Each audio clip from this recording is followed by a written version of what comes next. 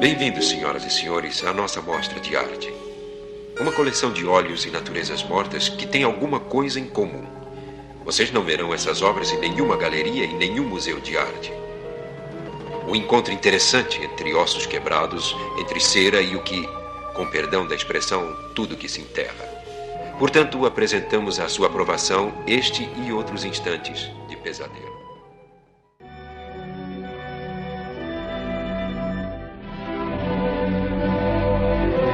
Olá, seja bem-vindo à nossa Galeria do Terror. Eu sou a Angélica. E eu sou o Marcos. Marcos, esse daí é o nosso último episódio da temporada sobre Night Gallery, né? Isso. Vamos encerrar a primeira temporada, uma temporada curtinha. Foram apenas 6 episódios mais o piloto, né? Portanto, 7. Uhum. E vamos encerrar lá cedo e vamos em seguida fazer um top 3 dessa vez, né? Porque como não tem muitos, né? Não dá para ser um top 10. É verdade, normalmente a gente faz um episódio especial pro top 3, top 5, não sei o quê.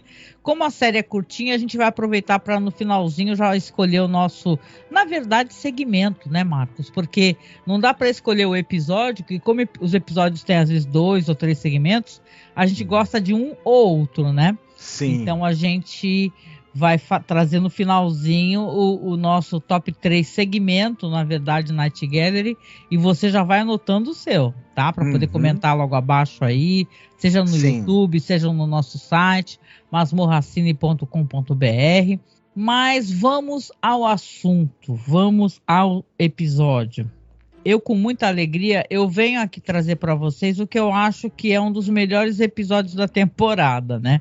Que a gente consegue chegar no final aqui com um episódio, na minha opinião, muito bom. E não é só nem na minha opinião, como na opinião de muita gente, já que é um ganhador do Emmy, o episódio, né? Então a gente vai ter aqui 2 segmentos dessa vez. O primeiro é o Eles Estão Destruindo o Bar de Tim Riley, roteiro do Rod Serling e direção do Don Taylor.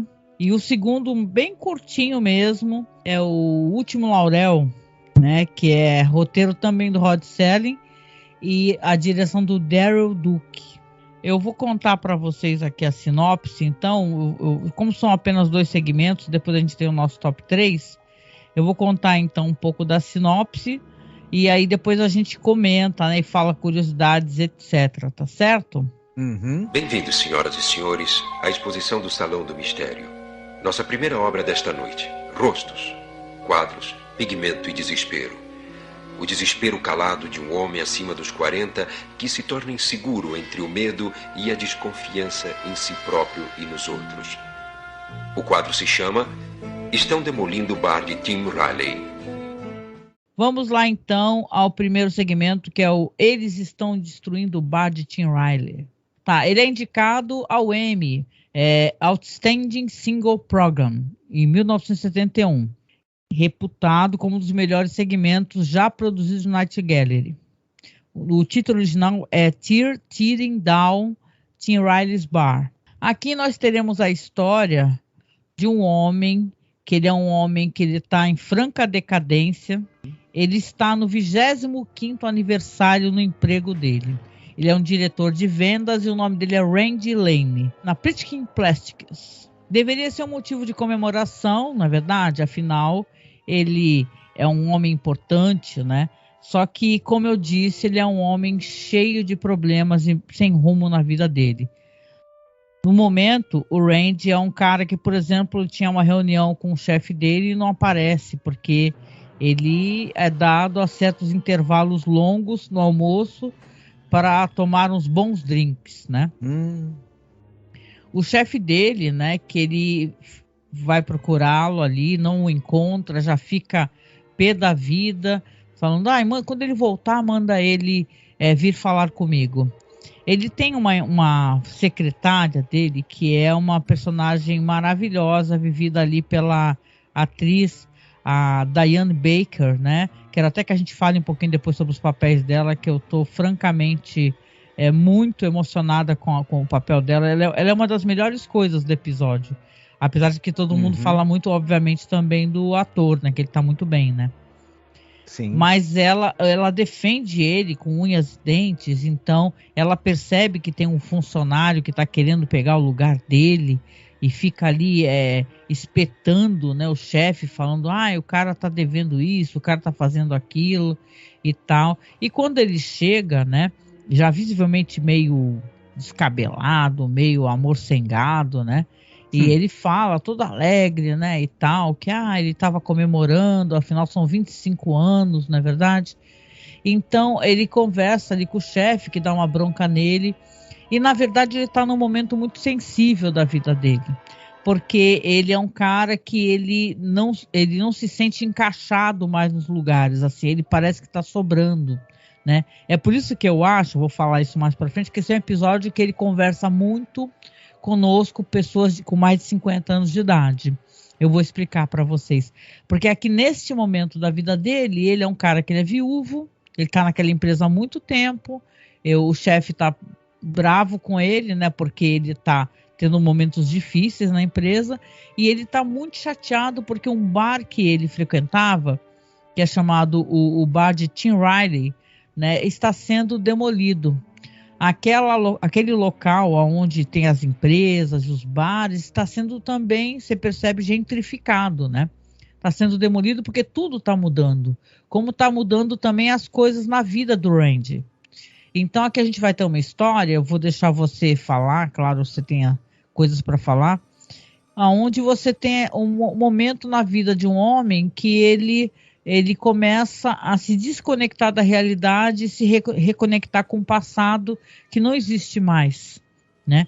Ele perdeu a esposa muito jovem, ele é uma pessoa muito infeliz, e vão ter grandes momentos aqui nesse episódio, onde você vai ter atuação maravilhosa, incrível mesmo, né, desse ator aqui que faz o William Windom, né, que faz o Randy Lane, e onde ele está refletindo a vida dele, a frustração dele, mesmo você percebendo que ele tem ali na secretária dele, que é muito fiel a ele, é um possível amor, né? E uma saída para uma nova vida. Então, eu achei interessante você citar a qualidade da atuação do William Windom, porque esse episódio é dirigido pelo Don Taylor, e o Don Taylor era ator. Ele atuou em muitas séries de TV, muitos filmes, inclusive ele é um dos protagonistas do filme Inferno 17, do Billy Wilder, né? E então, como ele era um cara, um ator, um excelente ator, o Don Taylor, ele, enquanto diretor também, provavelmente ali a gente está vendo que ele tem uma certa habilidade também para direção de atores, né? E a gente percebe que o William Windom chega em momentos assim excepcionais na atuação dele. Esse cara, a gente já viu o William Windom no episódios da Além da Imaginação. Você deve lembrar que ele ele é o militar lá do episódio dos 5 personagens à procura de uma saída, né, da 3ª temporada. E ele também faz o médico do Robert Duvall no episódio Miniatura, né? Olha só. Caramba, mas a atuação dele, você entende por que o episódio ganhou um Emmy, além de ter um roteiro incrível, assim, as falas são maravilhosas, ele tá numa atuação muito entregue, né? A gente consegue sentir, porque ele é aquele, como você mesmo já até citou, né? Ele é um cara que ele é um gerente de vendas, mas ele já não tá, ele já foi um cara que foi campeão ali de vendas na empresa, só que o tempo tá passando, ele tá vendendo cada vez menos, e tem o cara lá, o Harvey, né? O outro vendedor fura-olho, né? Que é o cargo dele, né? E ao mesmo tempo a bebedeira dele, as faltas no trabalho, a falta de produtividade dele estão deixando o chefe dele, que é o Sr. Pritkin, é Pritkin ou Pritkin, né? É alguma coisa assim. Isso, o Sr. Pritkin, ele já está de saco cheio, digamos assim, né?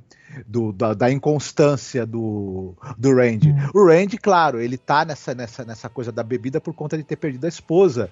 E é interessante como o William Windom, ele passa pra gente essa coisa dele ter um fundo de orgulho ali de alguém que já foi uma pessoa bem-sucedida e feliz, e que ao mesmo tempo agora tá fragilizado, tá entregue, né, a uma depressão, a uma falta de perspectiva e querendo viver do passado. Então todos esses sentimentos, toda essa angústia, toda essa desesperança transparecem muito bem. Mas ele nunca cai na caricatura. Ele é sempre tocante, mesmo quando ele tá bêbado, porque você fazer cenas em que alguém tá tendo um momento extremamente triste, nostálgico, depressivo, mas também tá bêbado, isso pode cair, né, numa caricatura, mas ele não. O William Windom sempre consegue fazer com que o Randy seja palpável, humano e empático pra gente, porque também a gente pressente que ele é um homem bom também, né? Que ele é tanto assim que a secretária dele, a Lynn, ela enxerga o que tem de bom nele, o sujeito que ele já foi, né? Bom marido, bom chefe também, inclusive. E ela, com o tempo, foi desenvolvendo um grande respeito e mais por ele, mais ainda, né?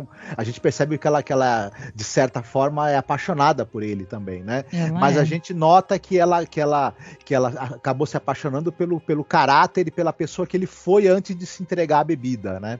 E ela luta muito de que ele não se perca totalmente, né? Que ela é um lastro de esperança, né? Ela quer ser uma espécie de refúgio, talvez, né?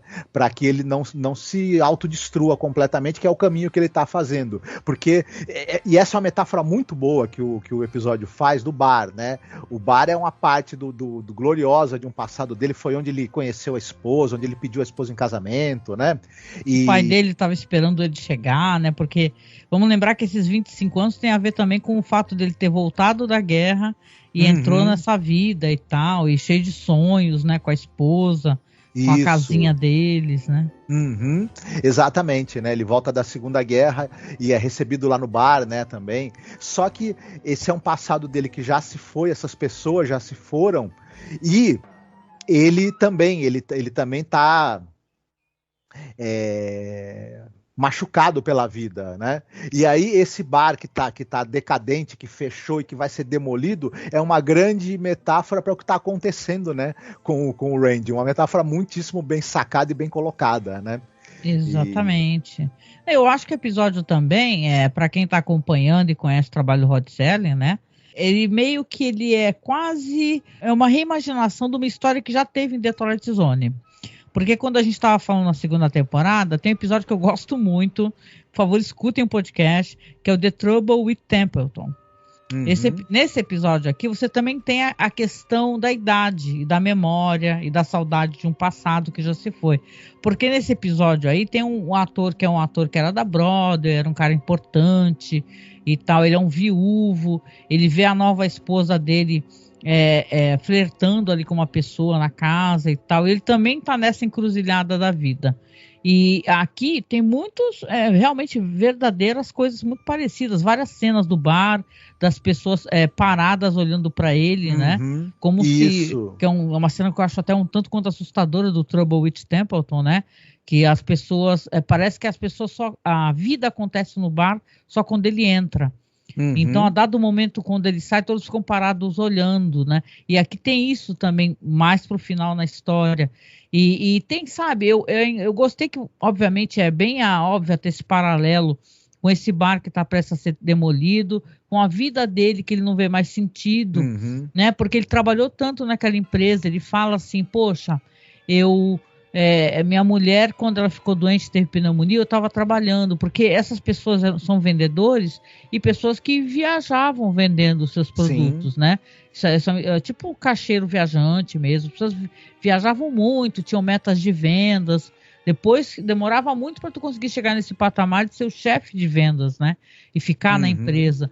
Mas ele acabou, a esposa, a doença agravou muito rápido e ele ficou viúvo muito cedo.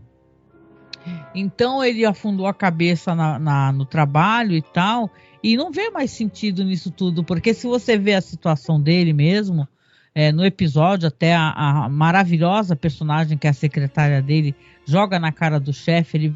Ele falou assim, ele passou 25 anos da vida dele trabalhando aqui, né? Como é que não significa nada para vocês o trabalho dele? Você sequer, porque uma hora ele acaba demitindo o cara devido a esses problemas com álcool, esses sumiços dele, né? Aí ela fala assim, você sequer deu um relógio para ele, uma gravação com agradecimento. Então é uma história também que fala sobre o trabalho, né? Sobre você deixar tudo passar na tua vida e caramba, agora você tem dinheiro, que ele fala que tem dinheiro, ele não mora mais naquela casinha que ele morava antes com a esposa, ele mora num prédio maravilhoso, numa região bem melhor, assim, só que ele fica o tempo todo tentando entrar no bar e ficar no bar. Tem um amigo dele policial, né, que ele é chamado porque ele tá lá, não quer sair, os caras querem trabalhar, né, querem mesmo fazer a demolição. E tem toda a paciência com ele, leva ele até a antiga casa dele. Então é um episódio que é muito... eu acho que ele conversa com as pessoas mais velhas, porque a gente, a dado momento, a gente vê as coisas que fizeram parte da nossa vida, elas mudarem, ou elas deixarem de existir. Sim, isso faz muita parte da vida. Mas eu lembro, compartilhando aqui com vocês, né? Porque eu sou aqui do Guarujá, o Marcos também conhece, que, quem é nascido e criado aqui, Guarujá é uma cidade grande, mas eu sou de Vicente de Carvalho, uma cidade que é um distrito de Guarujá. E tinha um espaço, assim, chamado Esquina, que era um espaço, assim, que na minha juventude a gente ia, e todo mundo que gostava de rock ia, de lá ia para outros locais, para outros shows. Era o point, assim, do encontro das pessoas que vinham até do Guarujá, de Santos, todas para lá para se encontrarem. E nós íamos, né, Marcos? Você sabe, ia para vários shows de rock, os amigos tocavam, a gente conhece muitos músicos, né? E assim, e o tempo foi passando e teve muitos shows que a gente até organizou lá e tal. Era um local de encontro, e a gente conhecia todo mundo, das pessoas, os donos, né? E as pessoas que trabalhavam. Um dia foi vendido, aí depois se tornou um Habib's. Hoje em dia já é uma ótica. Então, a gente olha as fotos do passado, eu vou tentar até colocar para vocês, né? Aí, para quem estiver vendo o vídeo, e a gente sente muita saudade, porque fez parte da nossa vida. E sim, a vida é isso, né? Mas eu acho que é essa espécie de sentimento, porque você não vai conseguir resgatar aquele momento que você era jovem, cheio de esperanças, ou então aquele momento que você sabia que sábado à noite você ia sair, encontrar os seus amigos, se divertir, ia se aventurar, né? Então é uma fase da tua vida que passou, né?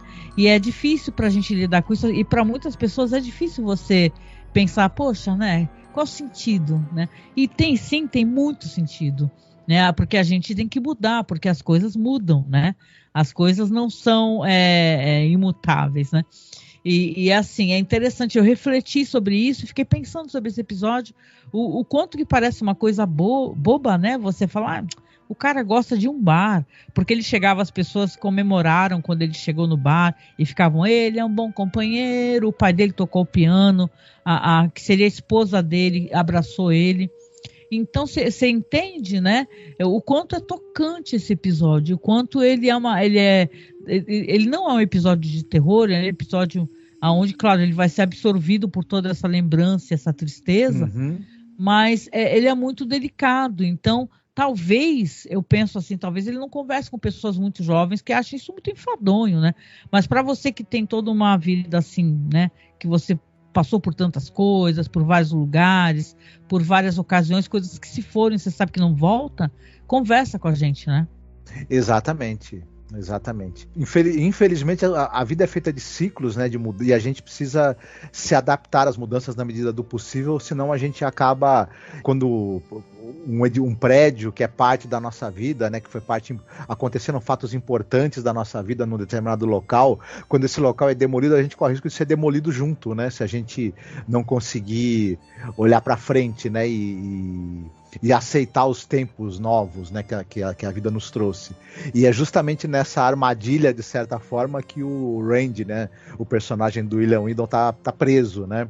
É sorte dele, grande sorte dele, que ele tem alguém ali que é muito resiliente e que vai impedi-lo, né, de ser demolido junto com o passado dele, né, com o grande símbolo do passado, digamos assim, dos dias de ouro da vida dele, né, e tal. Você ia falar sobre a atriz que é a Diane Baker, né? A Diane Baker. Gente, esse episódio... ele é incrível pela atuação, né, obviamente do protagonista, mas a Diane Baker, eu fiquei olhando para aquele olhar profundo dela, né, aquela face, e aí, cara, ela tá em tantas coisas legais, ela tá em Marnie, Confissões de uma Ladra, de 64, O Silêncio dos Inocentes, gente, ela é aquela senadora. Ela é a mãe da Catherine, né? É a Ruth Martin, a senadora, né? Ela tá em tanta coisa boa. Ela tá, por exemplo, né, em várias paradas até muito interessantes, né? Eu tava pesquisando aqui no MDB dela, que ela parece estar aposentada, né? Não tem trabalhado recentemente, mas você vê que ela tá numa história de terror muito famosa, que é aquela, lembra que eu sempre falo de uma história da família assombrada, que antes de ter essa febre dos filmes dos Warren, né, que são o casal paranormal, lembra que eles vão lá para ajudar, né, que teve essa série aí do casal, né, dos Warren, você lembra? Você lembra, vai, porque todo mundo, é que tu não tá vindo na cabeça, né, mas ela tem aquela versão da Casa dos Maus Espíritos, que é um filme, é um filme que realmente você fala, caraca, malandro, que tem o cara até do The Walking Dead lá, que a gente brinca de muito mau gosto, que é o cara ele é abusado pelo cachutinho, né, e tal, né. Porque a Casa das Almas Perdidas é um filme de 91. Ela faz essa atriz é maravilhosa, né. Sim, ela é também a irmã da Anne Frank, né, no filme lá do Diário de Anne Frank. Ela aparece naquele Margot, filme da... Né? Ela aparece no filme da Sandra Bullock, aquele A Rede, que é um filme de 95. Cara, ela é uma atriz super, né, presente, né? E ela tem uma face muito marcante. Então eu acho que aqui essa resiliência dela, que ela tem esse negócio dela querer ajudá-lo, ela quer conversar com ele, a dado momento ela vai atrás dele, ela se preocupa com ele. Sim, ela também é apaixonada por ele, mas ele com generosidade. Eu acho isso muito bonito no episódio, né? Ele fala para ela que ele é muito grato, né? Ele é muito honrado, mas ele não quer, ele não tem condições psicológicas, ele não consegue se envolver com ninguém. Ele está profundamente afundado nesse passado que não volta mais, né? E o jeito que o episódio termina também é muito triste, né? Esse negócio dos caras começarem a derrubar o bar e ele, de repente, ele vai para um outro local mais à frente, assim, e eu não sei se é uma fantasia, né? Aí ele vê as pessoas todas reunidas assim para poder comemorar, para poder agradecer os 25 anos de trabalho dele, né? E eu tive a sensação que aquilo é uma ilusão, né? Enquanto o bar é demolido, ele tem ele fantasia estar no local onde as pessoas realmente vissem significado nele, né? De alguma maneira não fossem tão cruéis como o chefe dele foi cruel, né? Demitindo ele, pegando aquele cara mais jovem, só porque ele está num momento difícil da vida dele. Imagina, é por isso que a gente sempre fala nas relações de trabalho, e isso é uma coisa que para mim, eu fico profundamente incomodada quando a gente tem nossos direitos trabalhistas, eles sendo removidos, coisas com as quais a gente lutou muito para conseguir os direitos trabalhistas, as empresas querendo fazer, né, média assim, de que são legais e não são, né, porque que é o pink money e tal, porque eu lembro quando saiu aquele negócio de emprego intermitente, eu fiquei, obviamente, muita gente, a gente ficou passado, né, falou, porra, como assim? Cacete, emprego intermitente. E uma das primeiras empresas a começar a contratar nesse esquema de emprego intermitente foi a Magazine Luiza, né? Porque eu lembro que o pessoal fotografou e tudo. Mas ela muito inteligentemente, ela faz esse lobby, assim, tem esse negócio de não, mas a Magazine Luiza é uma empresa muito humana, né? Porque ela doou tantos colchões aqui, sabe aquele negócio de... Parece que eles mesmos têm um gabinete do amor deles, né? Onde fica falando as coisas boas que a empresa faz, não só eles, como muitas empresas, né? Então, assim, quando você vê que uma empresa logo de cara abraça, porque quando o Temer entrou, ele saiu, né, ajudando na precarização e na terceirização, e ninguém fala dele hoje em dia. Ele foi um cavaleiro do apocalipse antes do Bolsonaro, né? Esse vagabundo, esse Michel Temer. E assim, você vê que o cara tá, voltando pro episódio, o cara tá 25 anos lá, o quanto ele construiu pra empresa, entendeu? E no momento difícil da vida dele, saca, ele tá sendo demitido. Ele é descartado. Ele é descartado, né? Ele é descartado da maneira mais insensível possível, né? E é muito chocante isso. E aí realmente a gente vendo a maneira como o chefe o trata e o joga fora como se ele fosse uma coisa sem utilidade, a gente, quando vê esse final, a gente realmente imagina que aquilo é meio que uma fantasia, né? Sabe a impressão que me deu? É que será que ele entrou naquele bar ou que na realidade ele entrou no outro bar que estava sendo demolido e foi demolido junto, né? Chegou a me dar essa impressão. Eu fiquei pensando, eu pensei que o episódio ia terminar assim, sabe? Que ele ia se enfiar, se esconder no meio da demolição e ia cair em cima dele, sabe? Ele ia acabar morrendo, né? Porque ele tava num desespero tão grande, né? Esse negócio, as pessoas vão desaparecendo. Ele falava com todos no bar, aqueles fantasmas, né? E as pessoas falam assim, não tem como, Ranch, né? Estão demolindo o bar, né? Então ele se vê sozinho, né? Sem rumo, agora então desempregado. Então você pensa que é o final dele, né? É muito ambíguo esse final, na verdade, né? Mas ao mesmo tempo traz uma reflexão muito boa, né, cara? E quase você não espera. É uma reflexão tão sensacional no episódio. Mas o Rod Serling tem uma sensibilidade muito forte, né? Para essa coisa do ser humano. A gente até comentava quando falava sobre a imaginação. E que ele tinha os episódios onde são os seres humanos mais sofridos, derrotados, entendeu? Onde ele fazia episódios muito emocionantes. E eu acho que aqui no Estão Destruindo o Bar de Tim Riley, ele tem isso, ele traz novamente isso, sabe? De refletir sobre a nossa existência, né? Com toda a sensibilidade, assim, é muito bonito.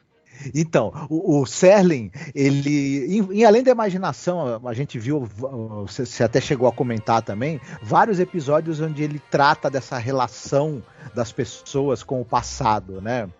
E eu lembro também daquele cara do trem, né? Que ele vai para a cidade onde ele era criança, né? Isso. Tinha um cara, o publicitário, né? Que ele ficava sonhando que ele chegava numa cidadezinha maravilhosa, isso, né? Isso. Chamada Willoughby, né? Willoughby, aí o cara falava, você quer descer na cidade e tal, que é tudo tão tranquilo, uma cidade antiga, né? Aí no final do episódio, o Willoughby é o nome da agência funerária, meu, puta merda. Isso. Mas eu lembro do outro cara que ele tá de carro, né? E ele vai parar como se fosse na cidade onde ele cresceu. E ele Distância a pé. Isso. Walking Distance, né? A gente gravou com o Alexandre, inclusive. Isso, e aí ele vê a si mesmo criança, reencontra os pais, os amigos, né? Tem aquele também, o Kick the Can, por exemplo. Kick the Can, os velhinhos no asilo, que pelo fato de começarem a brincar, de chutar lata, eles viram criança, né? Depois foi feito o remake também no filme, né? Tá muito bonitinho esse episódio. Isso.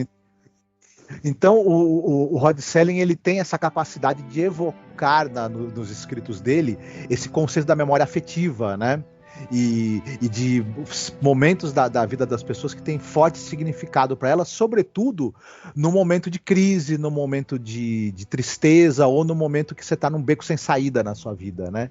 E esse episódio aqui que a gente está falando de Night Gallery, ele é mais um em que o Serling faz isso muito bem e de maneira sentimental, sem ser sentimentalista ou sentimentaloide, eu diria, porque ele tem, como você mesma já citou, os diálogos são absolutamente bem escritos, muito interessantes, Eles não caem no pieguismo, eles fazem realmente uma reflexão sobre a perda, sobre a inadequação em relação ao presente, sobre você ser rejeitado.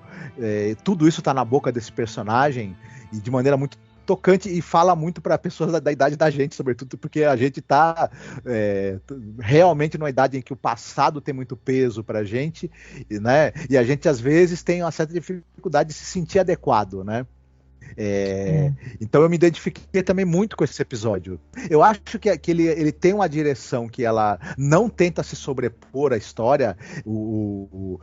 Ele é bem conduzido, ele é bem dirigido, sem grandes, digamos assim, traços inventivos, mas eu acho que o diretor também ele acerta em deixar a história falar por si, os diálogos excepcionais que o Rod Serling escreve, e sobretudo também dá esse destaque para as atuações, né? Que a Diane Baker e o William Windom estão realmente assim muito bem mesmo. Verdade.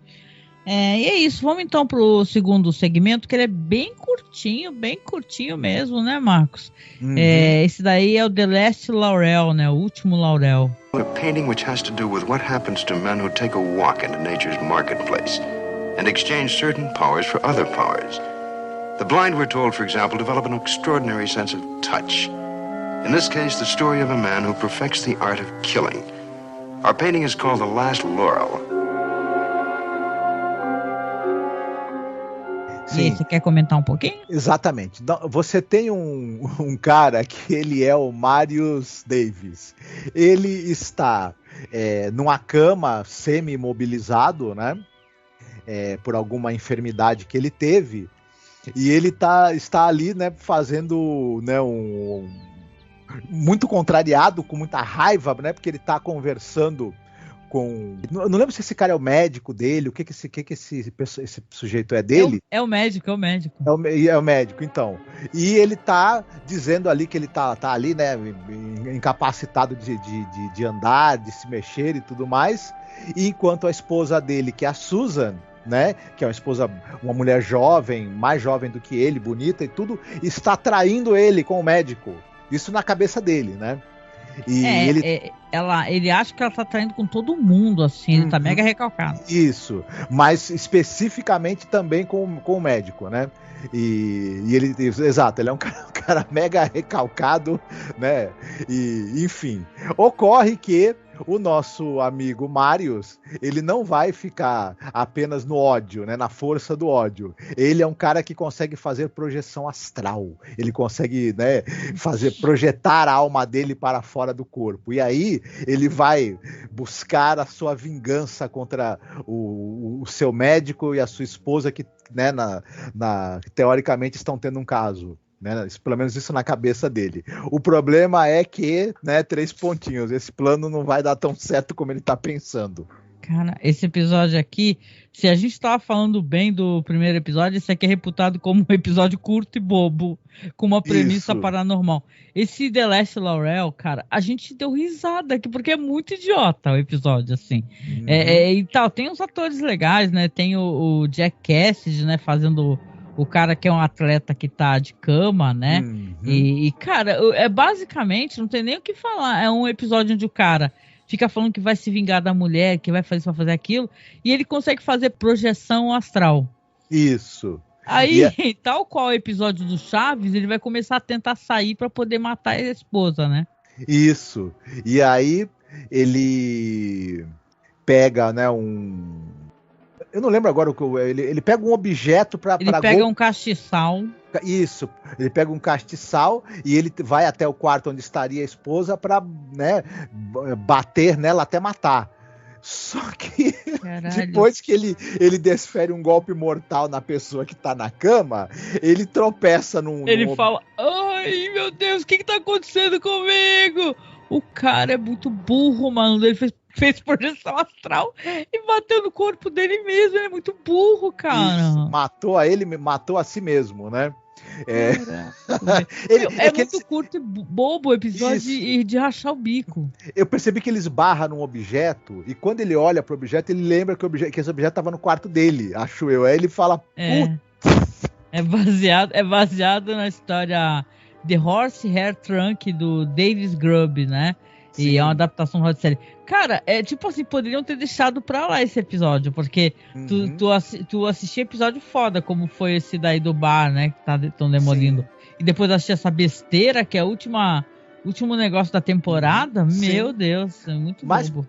Pra gente não deixar passar em branco, né? A gente pode falar do elenco, né? Que o Jack Cassidy, ele tá num filme.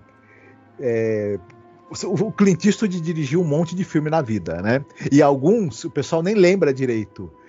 Mas ele tá num filme que o Clint Eastwood dirigiu e estrelou, que é o Escalado para Morrer. Você vai lembrar desse filme?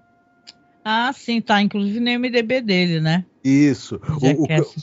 O Clint Eastwood é um cara que ele é um professor, mas ele tem uns hábitos muito, muito caros também. Ele coleciona artes, ele coleciona antiguidades. E para manter o custo desse hobby dele, ele trabalha como assassino para o governo americano, para uma subdivisão da CIA.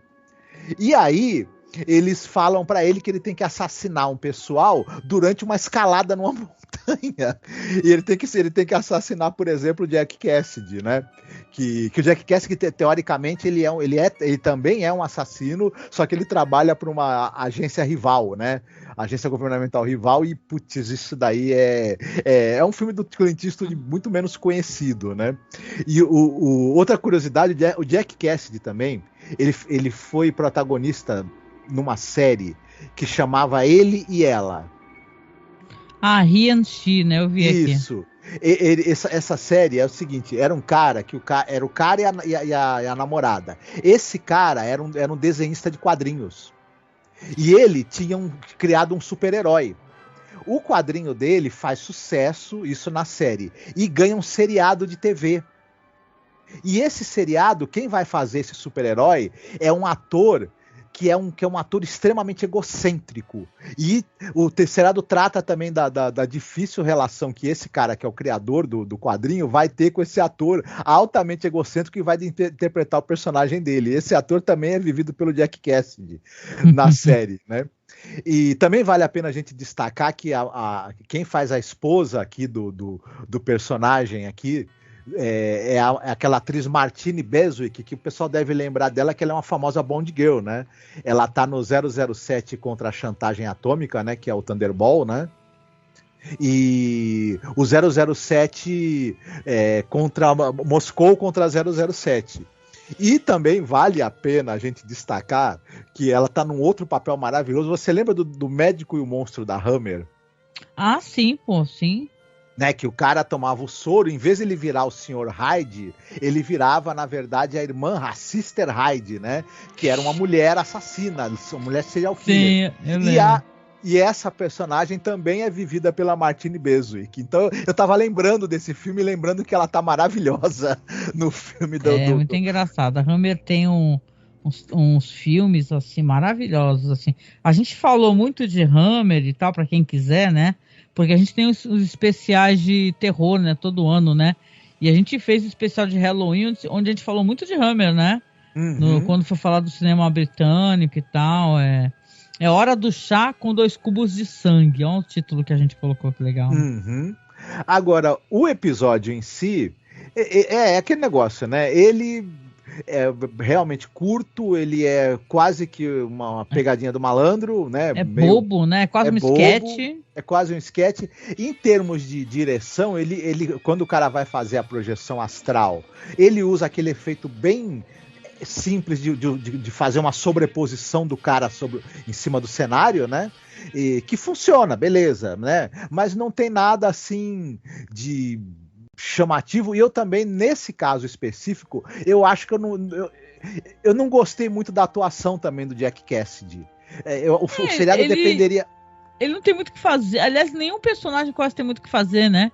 Tem menos de 10 minutos por episódio. Uhum. Então, enfim, é um episódio que ele, assim, ele não tem nada de errado com ele, mas não tem nada de muito certo também, né? Infelizmente. Ó, eu acho que eles poderiam ter terminado só com a história do cara lá do bar, porque aquilo ia terminar numa nota altíssima, né? Eles conseguiram fazer a gente lembrar que fica tendo segmento bobo. né, na Sim, série, mas sim. tudo bem, né? Sim. E é mais um segmento de marido traído, né? Porque essa série, eu vou te falar que ela tem quase que um cacuete com essas histórias de marido traído, né? É. Mas, enfim. Não, e o Jack Cassidy, ele faleceu em 76, né?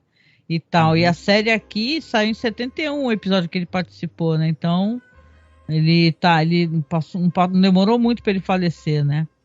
É isso.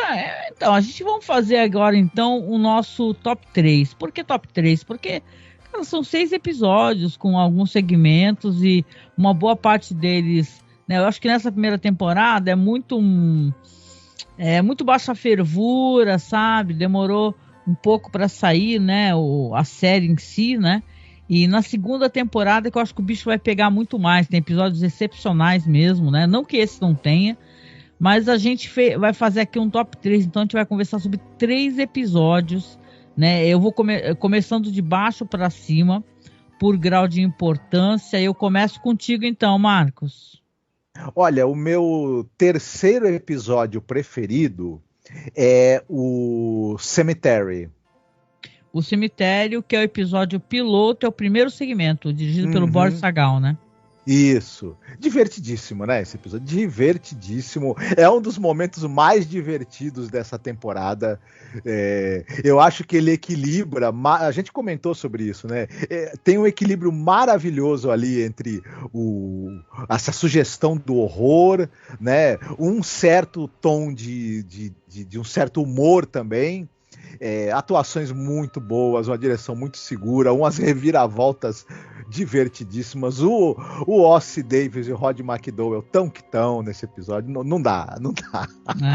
Não, legal, eu também concordo contigo. Na minha lista aqui eu coloquei também o Cemitério como o terceiro, número 3, mas não porque ele seja muito inferior, sim em grau de importância.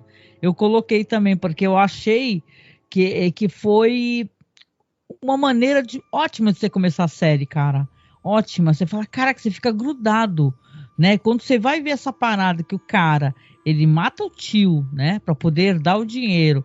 Aí começa a aparecer, o tio era um pintor, e tem um quadro que fica o tempo todo mostrando o cemitério.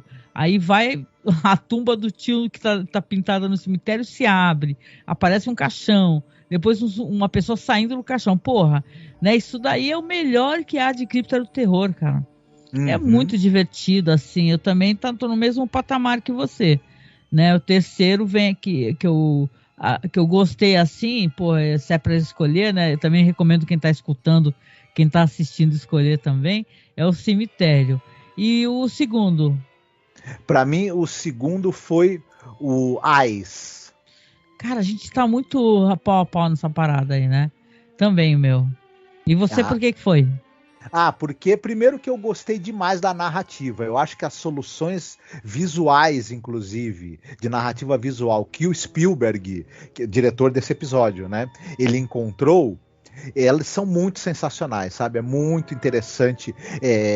O roteiro do Selig é bacana, é um roteiro bem, bem amarrado, mas eu acho que com a direção e a inventividade visual que o Spielberg imprimiu nesse episódio, ele ainda ganhou um tom acima. E aí junta-se a isso a excepcional atuação da Joan Crawford. E aí, pra mim, né, eu acho que é um episódio que tudo deu certo. Tudo, concordo demais, adoro o uso da imaginação daquele negócio, aquela cena, a gente comentou, né, sobre isso, que ela tá no escuro, aí para mostrar isso de maneira visual pra gente, você escuta ela batendo nas coisas, só que ela tá numa sala escura, a atriz, entendeu? Uma sala toda escura, não aparece nada, só que ela tateando pelo apartamento e batendo nas coisas e derrubando. Então, porra, é muito legal. Olhos, se você tá assistindo aqui, né, ou escutando o podcast, pô, dá uma assistida no episódio que tá lá no nosso canal do OK Who, que é muito bom. Concordo muito contigo. E o primeiraço? Então, Olhos, ele só não foi o meu primeiro, porque ele é um episódio também até curto, né? Mas para mim o primeiro é difícil não ser They're Tearing Down Teen Relays Bar, que é o que a gente comentou hoje, né? Foi inclusive um episódio premiado, e apesar dele destoar até certo ponto, porque ele não tem elementos fantásticos, né? Mas eu acho que ele, dentro dessa, que a gente já comentou, dentro dessa tradição que o Serling, né, que o Rod Serling tem de trabalhar essa coisa da relação das pessoas com o passado, né? Essa mítica do passado onde você era mais feliz, onde a vida era mais dourada e tudo, e as poderosas reflexões que isso tem. O Serling tá meio que até na zona de conforto dele, é algo que ele sabe fazer muito bem. Então esse episódio ele tem uma atuação impressionante desse ator, né, do William Windom. Ele é realmente tocante, ele funciona muito bem como drama, enfim, eu não sei nem dizer se ele, em termos assim de narrativa, ele é o melhor, mas ele é o que me tocou mais, né? Sim. Então eu acabo... Ele também é muito bem feito, claro. Não estou dizendo que a narrativa dele seja ruim e tudo mais, mas ele acaba sendo para mim o mais tocante, e eu gostei demais da interação entre o William Windom e a Diane Baker. Eu apenas concordo com você. E a gente nem combinou, né? Mas olha só, é maravilhoso o episódio. Tudo que eu tinha para falar, falei aqui, né? Até compartilhei assim um pouco sobre esse negócio de tu ser uma pessoa de idade, né, e ver as coisas mudarem. É maravilhoso. E claro, tem episódios aqui que eu acho que merece uma menção honrosa, em nome do trash, o Homem Morto, né, que é o episódio também é o primeiro, que é dirigido pelo Douglas Reis, que a gente adora, né. Era a minha primeira menção honrosa. Ah, é? Não, porque a gente não vai fazer várias menções honrosas, não, porque senão não adianta ter um top 3, né. Mas eu acho esse daí maravilhoso, porque ele é meio absurdo, né, o episódio. Então... Mas eu posso fazer mais 2 menções honrosas? E já tá roubando no jogo, mas tudo bem, vai lá. O The Little Black Bag, porque também tem, né, o Bugs Meredith, é muito... Ver o Bugs Meredith atuando, né, vale a pena. Então, e esse episódio... O Bugs Meredith é aquele ator esquisitíssimo que tá com ele. Isso. E eu gostei também do The House, é um episódio que eu achei que ele também é bem interessante. São esses aí que eu acho que pra mim, e o restante né... E o restante é qualquer negócio, né? A gente comentou a natureza do inimigo, que aparece uma porra de um rato, no espaço sideral, né? O Certa Sombra na Parede, puta, se fosse maior e mostrasse mais Agnes Moorehead, entrava, porque eu sou fã mesmo de carteirinha da Agnes Moorehead. E eu acho que é um episódio que ele tem elementos de terror que não são bem aproveitados, né? Faça-me rir é meio bobo, né, e tal. Tem outros episódios assim, a gente, quando a gente vai fazer um podcast, a gente pesquisa sobre, e a gente sempre vai fazer o assunto ficar mais interessante, porque a gente vai pesquisar, e claro que você não pode pegar um episódio e falar assim, nada nele presta. Sim, tem coisas que prestam. Então a gente vai comentar e conversar e tal. E é isso que é interessante em fazer um podcast assim sobre antologia. Mas assim, os que a gente achou interessantes mesmo é o que a gente mencionou aí. O resto fazem parte do negócio. E como boa antologia tem isso. Você vai, assiste um, não gostou. Aí, o próximo é maravilhoso. E por aí vai, né? A brincadeira é essa, né, Marcos? Exatamente. Na antologia tem os seus pontos mais fortes, né? Seus episódios mais interessantes e tudo mais. Mas eu diria que nessa temporada, que é uma temporada curta, você até que tem, né, bastante destaques assim, de episódios interessantes e muito bem dirigidos, muito bem conduzidos. Mas eu creio que a gente na próxima vai ter muito mais coisa bacana para falar, né? E também algumas coisas para criticar também. Tenho certeza, né? Com certeza, né?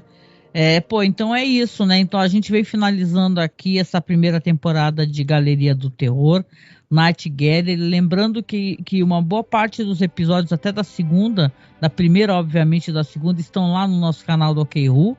Para quem quiser assistir, depois eu vou lá continuando a fazer o upload também, legendando, né? Porque agora eu tô meio cheia de trabalho, não tô conseguindo, né? Mas, olha, foi maravilhoso, adorei, né? É uma coisa que eu acho que vai render muito papo ainda. E com toda certeza, ano que vem vai ser bem maior. Vão ter mais episódios, assim, para o pessoal poder aproveitar, porque eu acho que foi quase que meio que um gostinho, né, Marcos? Sim, foi uma amostra grátis, digamos assim, do que está por vir aí mais pra frente nas 2 temporadas que faltam da série. Certo. E você, qual foi o segmento ou episódio que você gostou mais? comenta aí nos comentários. Eu venho finalizando aqui então esse programa. Primeiro agradecendo quem está acompanhando, né? Porque tem muita gente boa acompanhando, incentivando, compartilhando os episódios, nos apoiando, né? Porque apoio de você é fundamental para que a gente consiga, né? Manter os podcasts no ar, continuar fazendo podcast, porque também não adianta a gente fazer o podcast e não conseguir deixar ele disponível para as pessoas, né? E também a gente, por mais que eu faça esse trampo, né? Eu vou fazer Galeria do Terror, eu vou criar um perfil no Spotify para Galeria do Terror. Spotify é muito chato, né? É uma ferramenta que fica derrubando o podcast por causa de música de fundo e tal, né? Então é assim, a gente agradece muito quem está nos apoiando, seu apoio é fundamental mesmo, de coração, né? Obrigada por nos ajudar, por ajudar a gente a continuar comprando equipamento, mandando Pix pra gente. Nosso Pix, por sinal, é apoiomasmorra@gmail.com. A gente usa essa grana para pagar site, comprar equipamento, estamos precisando comprar equipamento, tá? Por sinal, para poder fazer as lives e tal. E a gente está fazendo live. Para quem não está acompanhando, talvez a gente nas redes sociais diariamente, só escuta o podcast. A gente toda quarta-feira, 21 horas, na famosa 9 horas da noite, estamos fazendo live aí, que é o nosso BPM. A gente tenta interagir mais com as pessoas, conversar sobre coisas mais atuais que estão passando, né? A última que a gente fez foi True Detective. Então, virou podcast, obviamente, mas o legal é você poder aparecer na live, né? Se inscrever no nosso canal lá no YouTube, que é Masmorra Cine, né? E, claro, muito, muito obrigada por participar com a gente de mais esse projeto sobre o querido Rod Serling, né? Que é que tem ele apresentando, né? Sempre um prazer poder vê-lo, né? E tem muita escrita do Rod Serling aqui, né? Sim, é um grande prazer a gente tá de novo, né, acompanhando aí a carreira do Serling, né, e obrigado por você que esteve com a gente aqui nessa temporada, e em breve, né, não tão breve assim, ano que vem, né, estaremos de volta com mais Galeria do Terror para você.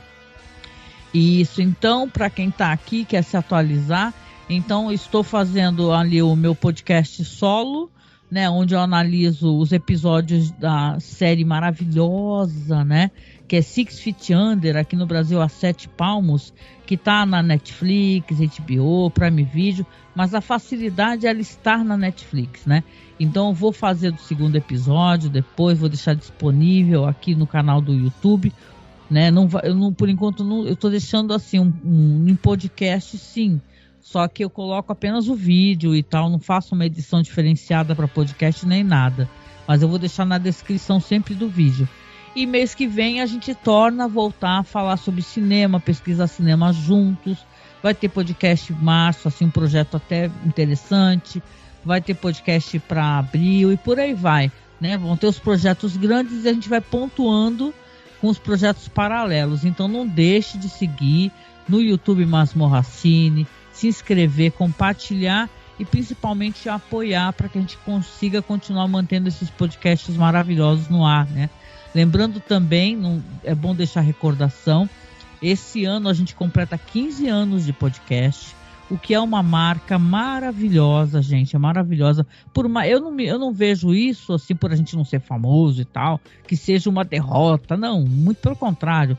Eu acho que nós somos muito vencedores no fato de a gente conseguir continuar mantendo a nossa identidade, falar do que a gente gosta, pesquisar o que a gente gosta, né? Então, claro, todo mundo gostaria de poder falar, porque nem o pessoal fala, numa sala muito mais cheia, né? Falar para muito mais gente.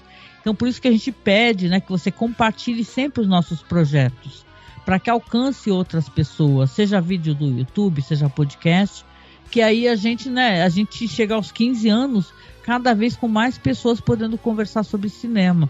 E claro, né, Marcos, né, lembrando aqui as pessoas que sempre quando sair essas séries hypadas também, o House of the Dragon, The Last of Us, né, a gente vai comentar. Você pode ter certeza que a gente vai comentar. Então, se você gosta das nossas opiniões, do jeito que a gente, né, transmite, né, o que a gente pensa sobre filmes, séries, livros, quadrinhos, não deixe de acompanhar o nosso querido Masmorra Cast aqui no Masmorra Cine, tá bom? Então, com isso eu vou finalizando, deixando um beijo, um abraço, e a gente continua nas redes sociais juntinhos aqui falando só de coisa boa, né, Marco? Exatamente. Vocês fiquem muito bem. Um beijo. Tchau, tchau. Tchau.